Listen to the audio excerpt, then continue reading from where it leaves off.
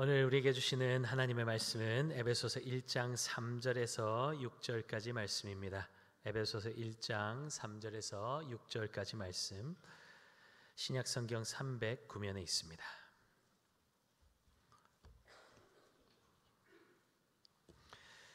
에베소서 1장 3절에서 6절까지 말씀, 우리 함께 한 목소리로 말씀 읽겠습니다. 찬송하리로다. 하나님 곧 우리 주 예수 그리스도의 아버지께서 그리스도 안에서 하늘에 속한 모든 신령한 복을 우리에게 주시되 곧 창세전에 그리스도 안에서 우리를 택하사 우리로 사랑 안에서 그 앞에 거룩하고 흠이 없게 하시려고 그 기쁘신 뜻대로 우리를 예정하사 예수 그리스도로 말미암아 자기의 아들들이 되게 하셨으니 이는 그가 사랑하시는 자 안에서 우리에게 거저 주시는 바 그의 은혜의 영광을 찬송하게 하려는 것이라. 아멘. 자, 우리 귀한 믿음의 지체들, 믿음의 가족들 인사하도록 하겠습니다. 어떻게 인사할까요? 보고 싶었습니다. 네. 우물쭈물하시네요. 오늘 함께 큰 은혜 받고 갑시다. 감사합니다. 힘이 넘칩니다. 여러분들 찬양할 때 찬양 이렇게 막 박수치고 일어나서 이렇게 찬양하는 모습 보니까 막 힘이 났어요. 예, 그런 것 같아요. 우리의 예배가 하나님이 부어주시는 은혜가 넘치지만 성도들을 통해서도 그 은혜가 흘러갑니다.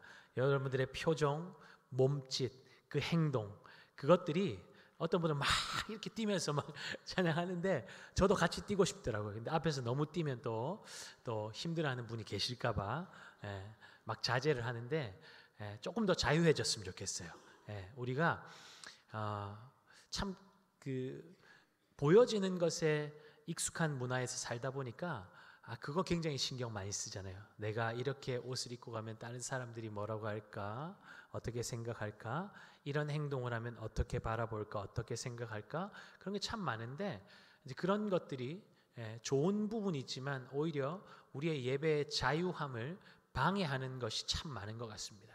그래서 주님 앞에서는 어린아이와 같이, 그래서 또 막 뛰고 막 그러면 와 저러노 이러면 안 되고 나도 저렇게 뛸 수 있어야 되는데 뭐 나이의 연소함과 많음과 상관없이 하나님 앞에서 우리 모두는 하나님의 자녀잖아요. 아들, 딸이잖아요. 그러니까 하나님 앞에서 내 믿음으로 반응하는 거예요. 그게 예배 아닙니까? 그러니까 예배가 자유로워야 돼요. 기쁨이 넘쳐야 돼요. 감격이 넘쳐야 돼요. 제가 설교하면서 또 이야기하겠지만 그것이 우리 안에 차고 넘치면서 서로가 서로를 격려하고 위로하고 일으켜 세우고 다시 손잡고 주님 앞으로 나아가게 만드는 그 역동이 예배 안에서 일어나는 것 아닙니까?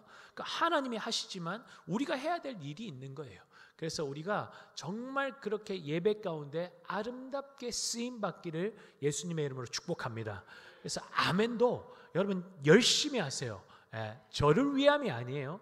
여러분을 위함이에요. 하나님 앞에 반응입니다. 아멘. 그렇게 될 줄 믿습니다. 예, 옳습니다. 주님의 말씀이 내 삶 가운데 그대로 역사하실 줄 믿습니다. 그게 아멘이잖아요. 아멘.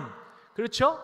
그러니까 아멘 그대로 이루어지는 거예요. 믿음으로 받으라고요. 믿음으로 취하는 거예요. 영생을 취하라 그러잖아요. 취해야 돼요. 막 취하니까 침이 막 튈 것 같은데 취하십시오. 열정적으로 가십시오. 이거는 나이에 많고 적음에 상관없어요. 열정적으로 주님 앞에 반응하는 거예요. 박수치고 띠을 띠고 그러면 예배가 살아나는 거죠.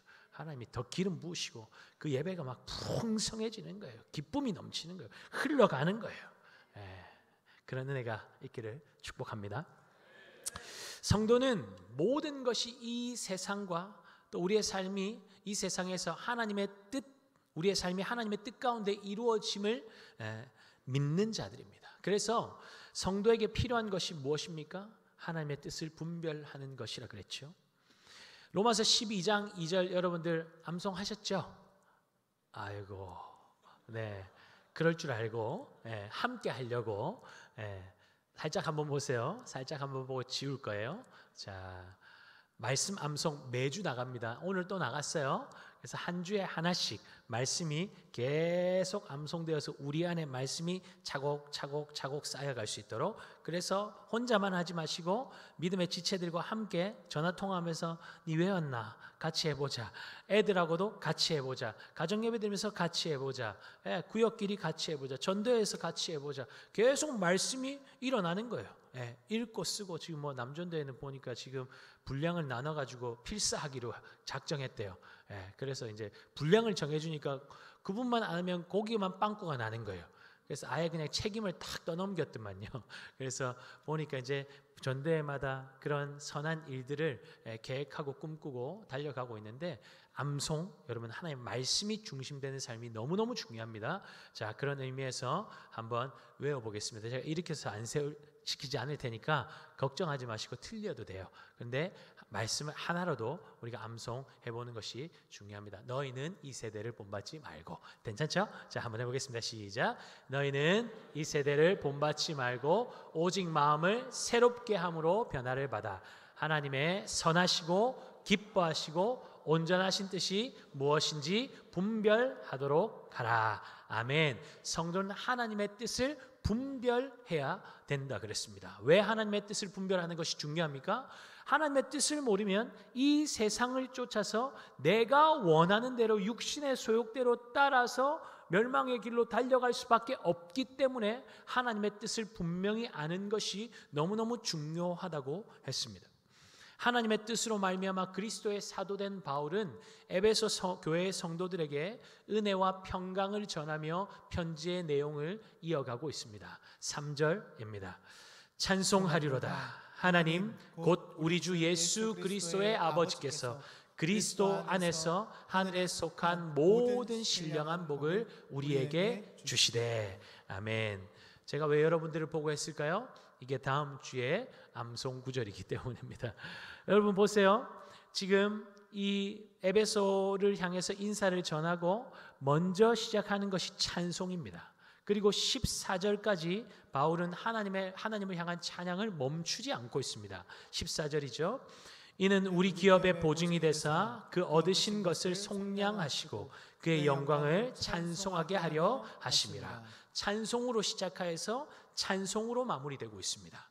3절에서 14절까지 한글 성경에는 이 12절이 구분이 되어 있지만 헬라어 성경에는 이 12절이 한 문장으로 연결되어 있습니다. 바울이 한 호흡으로 쉬지 않고 찬양하는 내용이 무엇이었습니까? 삼위일체 하나님께서 우리의 구원을 위해서 행하신 일을 바울은 찬양하고 있습니다. 3절에서 6절은 우리를 구원하기 위해서 하나님께서 어떤 일을 하셨는지, 7절에서 12절은 예수님께서 우리를 구원하시기 위해서 하신 일을, 13절에서 14절은 우리를 구원하시기 위해서 성령님께서 하신 일을 기록하고 있습니다. 그러니까 3절에서 14절까지 하나님께서 하신 일, 예수님께서 하신 일, 성령님께서 하신 일을 한 호흡으로 쭉 이어가며 찬양하고 있다는 거예요. 하나님께서, 예수님께서, 성령님께서 한 뜻과 한 목적을 가지시고 우리의 구원을 위해서 이 일을 이루셨기 때문에 하나님과 예수님과 성령님을 분리해서 생각할 수 없다는 것입니다. 그래서 우리를 하나님을 뭐라고 부르죠? 삼위일체 하나님. 4절에 하나님께서 창세전에 우리를 택하셨다고 말씀하실 때, 그러면 어디서 택하셨다고 말씀하고 있습니까? 성경을 보세요.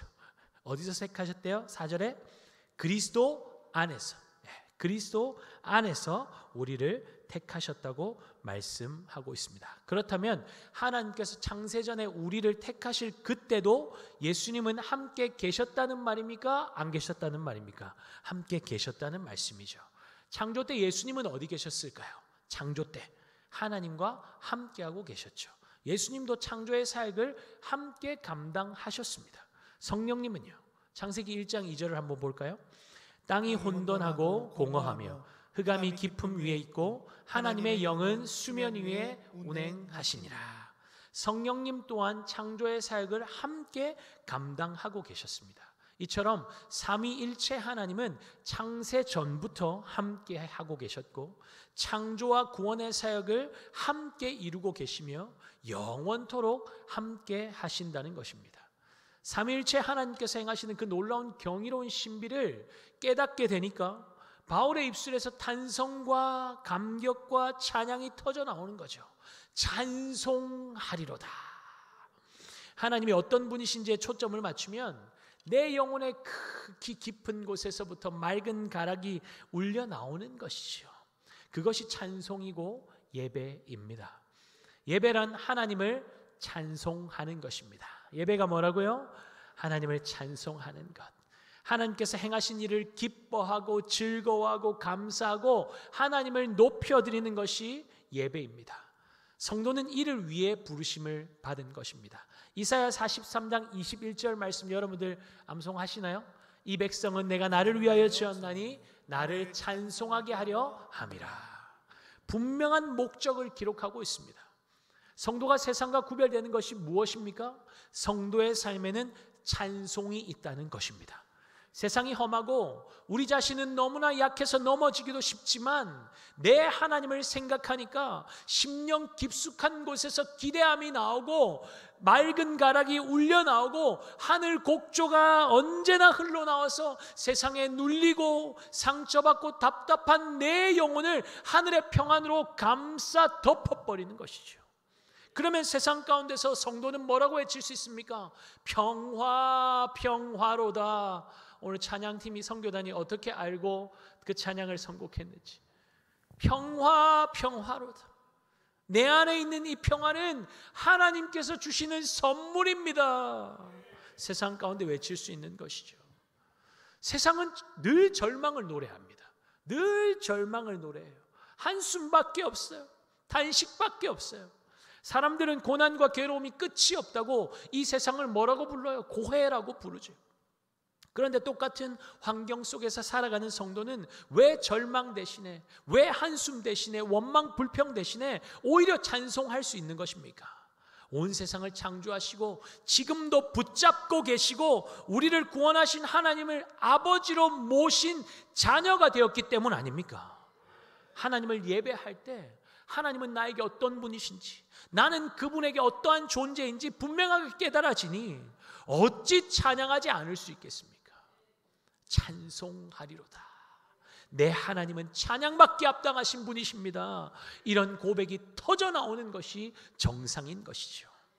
사랑하는 여러분, 하나님 앞에 드리는 이 예배의 시간, 우리의 입술에서 하나님을 향한 감사와 탄성과 감탄과 찬송이 흘러넘치는 은혜가 있기를 예수님의 이름으로 축복합니다. 이곳에서의 예배가, 여러분 이 교회 안에서의 예배가 그렇게 드려질 수 있다면 그 예배는 반드시 여러분의 삶으로 이어지게 될 것입니다. 여기서부터 시작인 거예요. 여기서 안 되면 삶으로도 안 됩니다. 삶에서 안 되면 여기서 안 돼요. 그렇게 여러분의 삶의 터전에서, 직장에서, 부르신 곳에서 삶의 예배가 회복되고 찬송이 흘러넘치면 어떤 일이 일어날까요? 그곳에 하나님 나라가 임하는 거죠. 여러분, 하나님의 나라가 언제 임합니까? 언제 하나님의 나라가 임해요? 하나님의 통치를 인정하고 하나님을 찬송할 때입니다. 눈앞에 상황이 어렵고 늘 넘어지고 실패하고 나에게만 이런 일들이 일어나는 것 같고 막혀있고 답답할 때에도 하나님을 찬양하면 어떤 일이 일어난다는 것입니까? 하나님의 나라가 그곳에 임한다는 것입니다. 절망적인 환경에도 상관없어요. 여러분들이 그곳에서 하나님을 찬양하면 그곳에 하나님의 나라가 임하게 되는 것입니다. 내 인생의 문이 다 닫혀져 있는 것처럼 막혀 있다고 할지라도 하나님께서 열어두신 하늘 문이 보여지면 회복되는 거죠. 끝나는 거죠. 다시 일어날 힘이 생기는 거죠. 절망 가운데 널브러져 있는 인생들을 붙잡아 일으켜주고 생명의 주님께로 인도하는 삶을 살게 되는 거죠. 여러분, 이것이 영광스러운 성도의 삶이라는 것입니다. 성도는 세상 속에서 뭐 하라고 부름받았어요? 주님을 찬양하라고 부름받은 존재입니다. 주님을 찬송하면서 할렐루야 할렐루야, 내 앞길 멀고 험해도 어떻게 한다고요? 나 주님만 따라가리. 아멘. 왜 따라가요?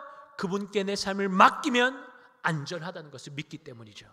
그분이 내 삶을 책임지신다는 확신과 믿음이 있기 때문에 맡길 수 있는 것이죠. 그런 성도의 삶을 통해서 우리 하나님께서 영광 받으시는 줄 믿습니다. 이 시간 결단하는 의미로 우리 믿음의 지체들 바라보면서 이렇게 한번 인사하도록 하겠습니다. 찬송하는 삶 삽시다. 한 번 더요. 다른 분에게 찬송하는 삶 삽시다. 감사합니다. 하나님께서 우리의 고백을 들으신 줄 믿습니다. 자, 이제 바울의 찬양의 이유가 무엇인지 본문을 한번 보도록 하겠습니다. 3절 같이 한번 읽겠습니다. 찬송하리로다 하나님 곧 우리 주 예수 그리스도의 아버지께서 그리스도 안에서 하늘에 속한 모든 신령한 복을 우리에게 주시되. 하늘에 속한, 그리스도 안에서 하늘에 속한 모든 신령한 복을 우리에게 주시되. 신령한 복은 하늘에 속한 것이라고 바울은 분명히 밝히고 있습니다. 세상의 복과는 차원이 다르다는 것이죠. 세상이 알 수도 없고 감히 줄 수도 없고 상상도 할 수 없는, 인간의 노력으로도 가질 수 없는 하나님께서 우리에게 주신 복이라는 것입니다. 이 신령한 복을 하나님께서 우리에게 주실 것이라고 말씀하십니까? 주시고 계신 중이라고 말씀하십니까? 이미 주셨다고 말씀하십니까? 이미 주셨다는 거예요. 하늘에 속한 모든 신령한 복을 그리스도 안에서 이미 너희에게 주었다라고 말씀하시는 것입니다. 그러니까 세상 사람들이 말하는 것처럼 아유 나는 이 복이 없어서 저 복이 없어서 복이 부족해서라는 말이 성립이 되지 않는 것이죠. 왜요? 모든 신령한 복을 이미 다 받았는데, 하나님께서 이미 다 주셨는데 우리는 늘 이것 때문에 저게 없어서 저 복이 없어서 복도 지질이 없어서 뭐 이런 말을 하고 있는 거죠. 그러면서 여전히 세상에 속한 복을 구하고 다니는 겁니다. 여기저기 찾아다니는 겁니다. 얼마나 안타깝습니까? 다 줬는데, 다 가지고 있는데 몰라요. 뭘 가지고 있는지 몰라요. 얼마나 답답합니까? 여러분, 교회가 세속화로 가게 된 이유가 무엇이라고 생각합니까? 현세적인 복을 지나치게 강조했기 때문 아닙니까?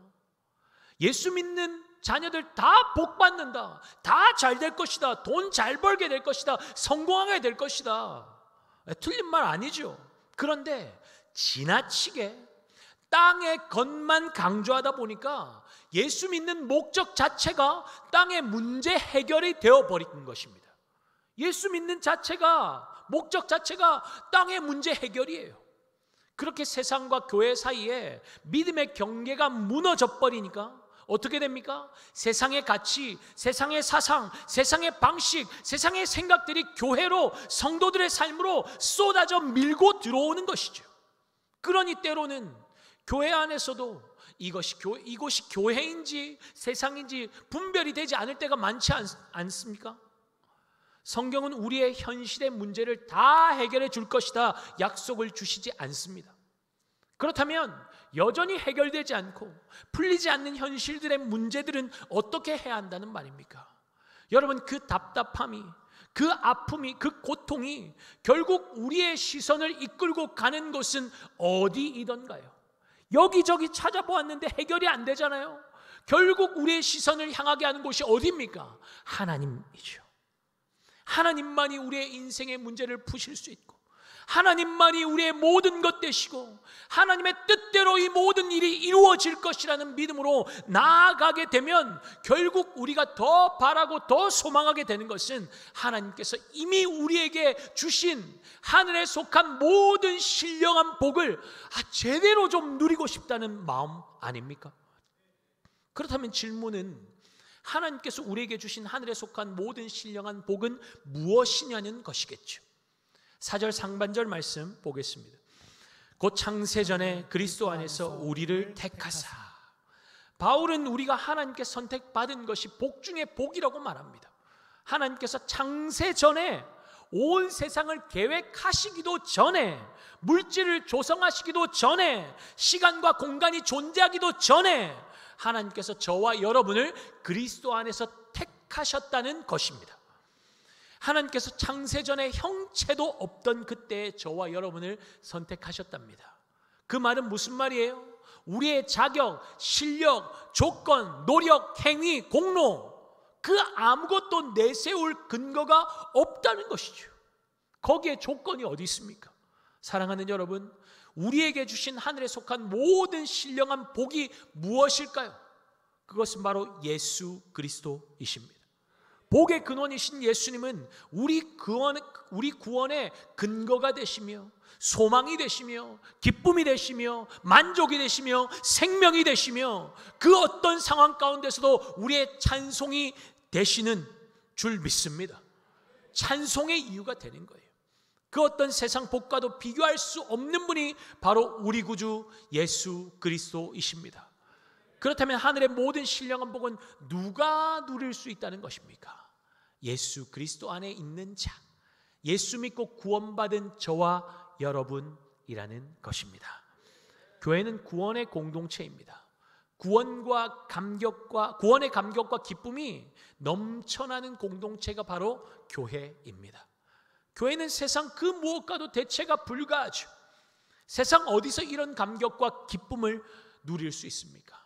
그러니 세상에서 교회 안에서 끊임없이 선포되어야 하는 것은 무엇이겠습니까? 복음이죠. 복음이신 예수 그리스도가 선포되어야 하는 것입니다. 왜요? 그 안에 모든 기쁨과 만족과 생명이 있기 때문입니다. 복음의 진리 위에 교회가 세워졌고 그 복음으로 말미암아 새 생명을 얻은 자들이 바로 저와 여러분입니다. 그렇다면 만일 내일 지구의 종말이 찾아온다고 할지라도 저와 여러분이 성도로서 마지막 한 가지 해야 할 일이 있다면 그것은 무엇이겠습니까? 한 그루의 사과나무 심는 일이 아니죠. 복음을 선포해야 하는 것입니다. 교회 안에서든 밖에서든 이것이 성도의 삶의 주제이며 삶의 목적 아니겠습니까? 강단에서 세상의 온갖 지식들, 재미있는 이야기, 눈물 쏙 빼는 감동적인 이야기, 한 번도 들어본 적이 없는 신비롭고 신기하고 새로운 이야기, 교훈적인 이야기가 나눠지고 부모가 자녀들에게 평소에 할 수 없었던 말을 목사가 대신 사이다 발언해주고 좋지만 그런 것들은 세상이 훨씬 더 잘합니다. 그런 것 따라가다 보면 어떻게 돼요? 복음은 점점 희석되고 약화되게 되는 것이죠. 그러면 교회는 세속화의 물결에 휩쓸려 가는 것입니다. 교회인지 세상인지 경계선이 모호한 무늬만 남아있는 교회, 한때의 영광만 자랑하는 추억하는 교회, 박물관처럼 눈에 보기에만 좋은 교회, 하나님은 그런 교회를 사용하시지 않습니다. 교회 안에 구원의 경험이 분명하고 확실한 성도들이 줄어들게 되면 예배는 쇼로 전락할 수밖에 없습니다. 뭔가 나를 흥분시키고 감격시킬 웅장하고 빵빵한 사운드 시스템을 갖추고 흥미를 돋을 영상을 도입하고 나의 상처받고 메마른 마음을 촉촉하게 적셔주는 위로가 될 만한 음악들로 가득 채우게 되는 것이죠. 나의 귀를 즐겁게 하고 나의 눈을 즐겁게 하고 나의 마음을 위로하고 나의 가슴을 뛰게 만드는 온통 나를 만족시키는 것에만 집중하고 있는데 하나님께서 그곳에 어떻게 역사하실 수 있겠습니까? 우리 교회는 처음 나온 분들에게 복음이 선명하게 전해지고 있습니까? 그들이 하늘의 기쁨과 감격으로 가득한 구원의 공동체의 일원이 되도록 인도하고 있습니까? 우리 교회 직분자들은, 중직자들은 구원의 감격으로 충만합니까? 다음 세대 교사들은 복음으로 충만하여서 매주일 우리 다음 세대 자녀들에게 선명한 복음을 제시하고 있습니까? 구원 사건이 일어나지 않고 구원의 감격과 기쁨이 없는데 영혼이 교회가 어떻게 성장할 수 있겠습니까? 프로그램으로 안 돼요. 아무리 재미있게 해주고 많은 간식 퍼다 줘도 안 됩니다. 성장 없습니다. 그런 신앙생활은 결국에는 식어지고 굳어지고 말라져서 화석화될 수밖에 없는 거죠. 화석은 박물관에나 갖다 놓는 거예요. 구미강동교회 안에 매 예배마다 구원의 감격으로 기뻐 춤추는 은혜가 넘치기를 소원합니다. 여러분, 이것을 위해서 여러분의 기도의 시간마다 이것을 위해 기도하십시오. 예배가 살아야 우리가 사는 거예요. 예배가 무너지면 우리의 삶에 치명적인 영향을 미치게 됩니다. 여러분, 예배가 살면 내 삶도 살아납니다. 일어납니다. 회복됩니다. 그런데 내 삶에 기쁨이 없고 만족이 없고 감사가 없고 사는 목적을 모르고 예배가 죽어 있기 때문이에요. 예배가 살면 반드시 살아나는 거예요. 회복되는 거예요. 그러니까 이걸 위해서 여러분들 반드시 기도하셔야 돼요. 또 하나 교회를 움직이는 힘은 무엇일까요? 하나님께서 그리스도 안에서 저와 여러분을 택하신 이유가 무엇이라고 말씀하고 있습니까? 4절 말씀 볼까요? 함께 보겠습니다. 곧 창세전에 그리스도 안에서 우리를 택하사 우리로 사랑 안에서 그 앞에 거룩하고 흠이 없게 하시려고. 하나님께서 그리스도 안에서 저와 여러분을 택하신 이유가 무엇이라고요? 사랑 안에서. 사랑 안에서라는 말은 사랑하기 때문에, 사랑 때문에라는 말로도 해석이 가능합니다. 하나님께서 저와 여러분을 사랑하시기 때문에 그리스도 안에서 거룩하고 흠이 없게 하시려고 우리를 선택하셨다는 거예요. 다른 이유가 없는 것이죠. 사랑하는데 무슨 다른 이유가 붙겠습니까? 여보, 나랑 왜 결혼했어? 밥 잘해줄 것? 그러면 안 되죠. 그러면 이제 쫓겨나는 거죠. 사랑하기 때문에 결혼하고 사랑하기 때문에 가정을 이루어 사는 것 아닙니까? 사랑하는데 뭔 다른 이유가 있어요? 저 사람은 믿음의 3대, 4대, 5대, 6대 그런 가정이니까 복을 많이 받고 자녀가 잘 되고 하는 일도 잘 되고. 여러분, 이런 말이 맞는 말입니까? 틀린 말이죠. 그런 말은 철저히 세상적인 생각, 세상적인 가치관에서 비롯된 생각입니다. 창세 전에 우리의 상태나 하나님께서 우리를 택하실 때 우리의 상태나 우리의 약함, 우리의 부정함, 우리의 악함, 그 아무 조건도 보시지 않았고, 뭐 때문에? 사랑하신다는 그 이유 하나 때문에 하나님께서 저와 여러분을 선택하셨다는 것입니다. 그러니 저 사람은 열심히 해서 복 받고 나는 열심히 안 해서 복 못 받고 아니라는 것이죠.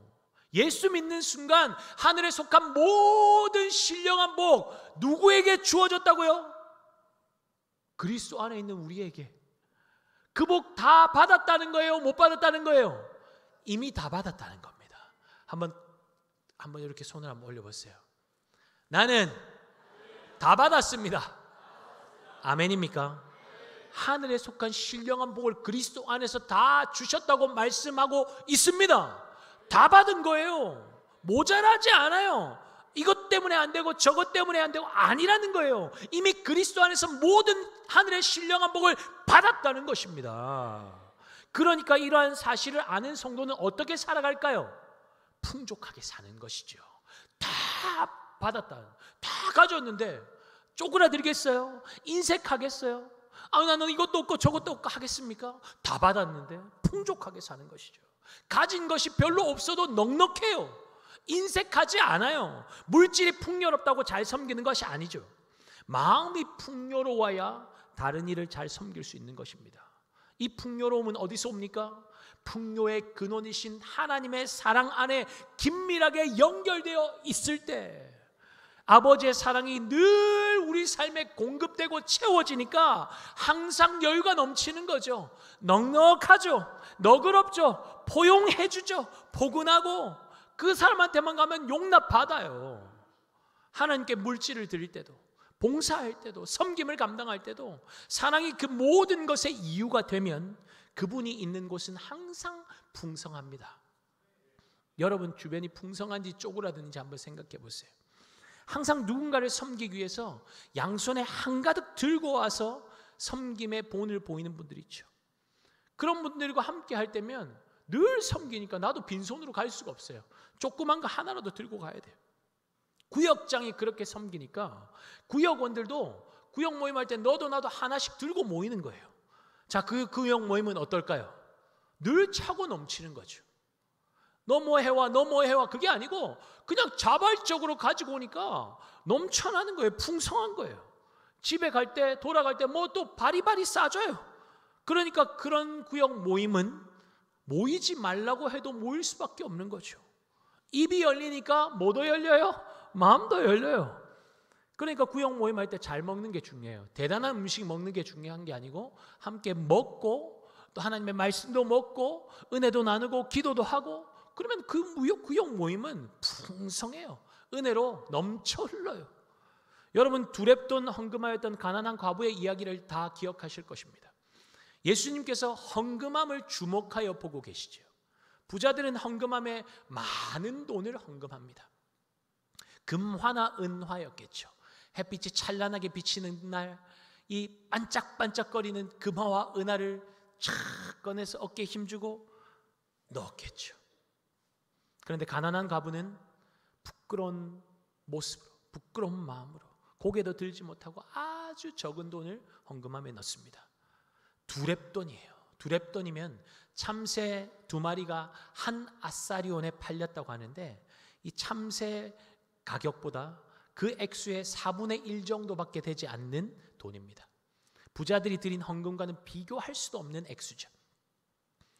그런데 예수님은 이 가난한 과부의 헌금이 모든 사람들이 드린 것보다 부자들이 드린 것보다 훨씬 더 많다고 말씀하시죠.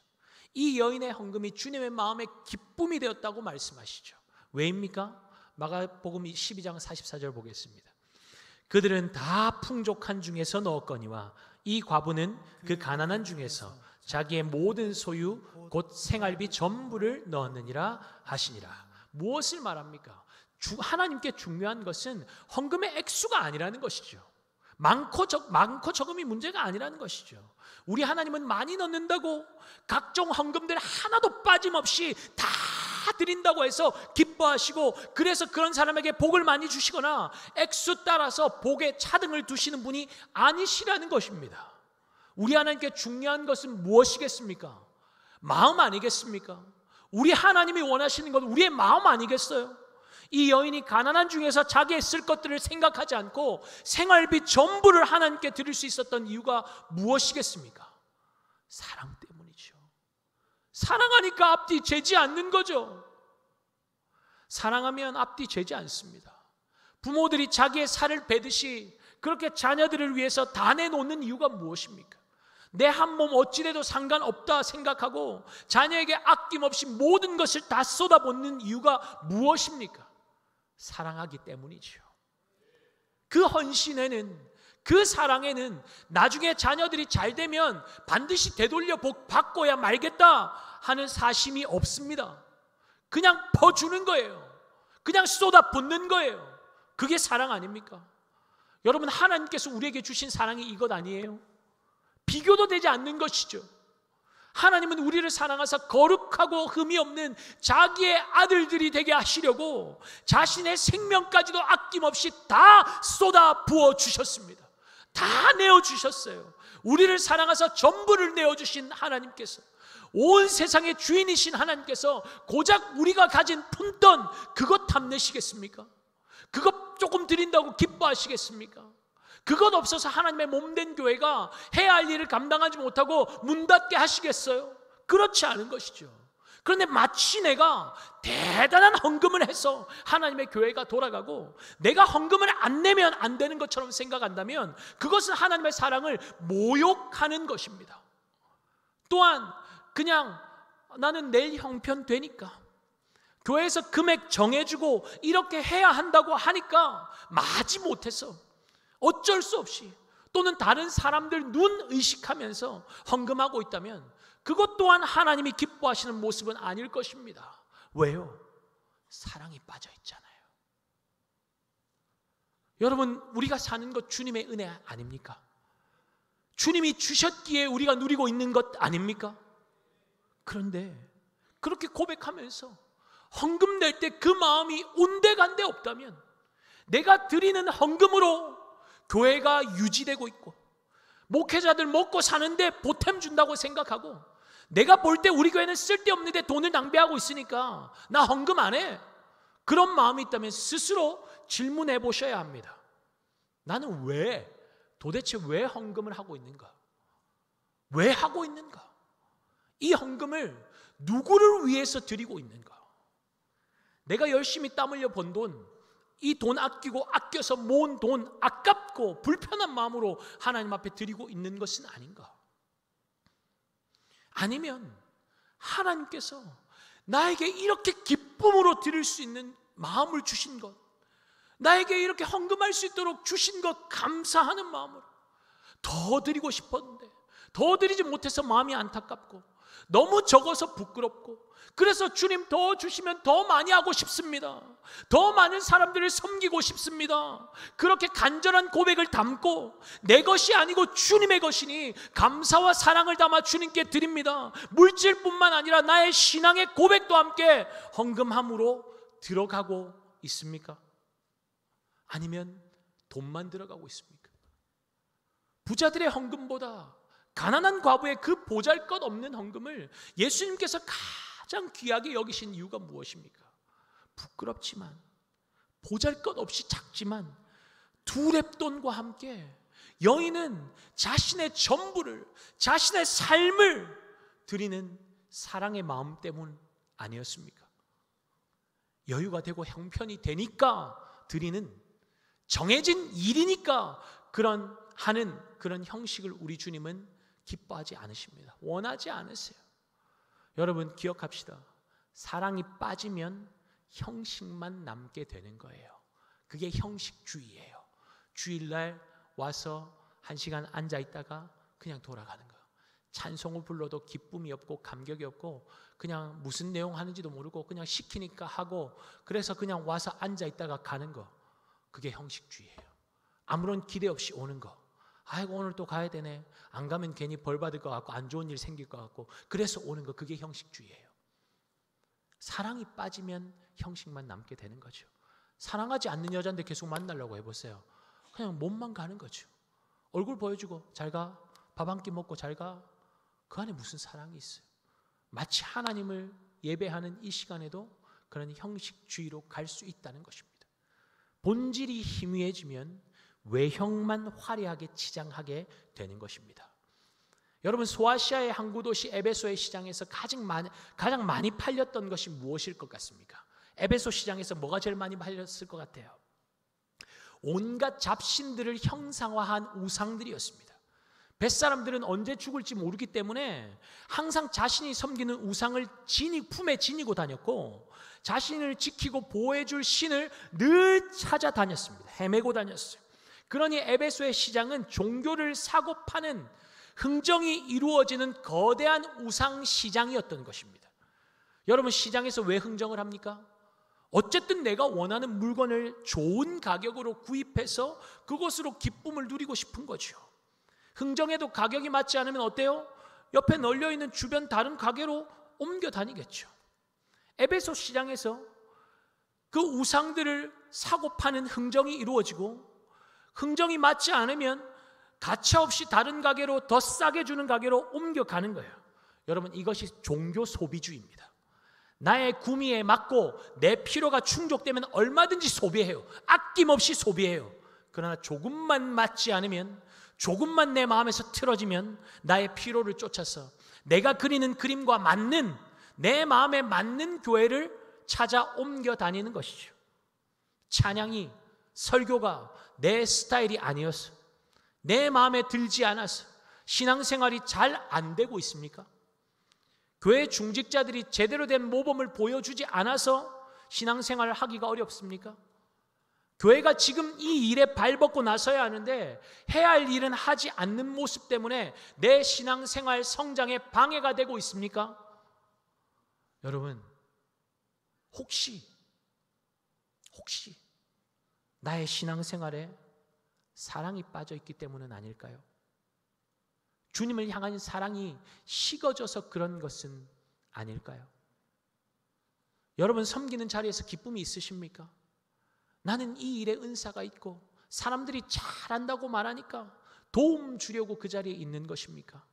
아니면 뛰어나지도 않고 잘하지도 못하지만 정말 주님이 내 마음 가운데 주시는 부담감 때문에 매주 그 자리에 서서 맡기신 일 감당하기 위해서 기도하고 또 기도하고 주님의 은혜와 긍휼을 구하고 준비하고 그렇게 나의 최선을 드리면서 그 자리에 서 있습니까?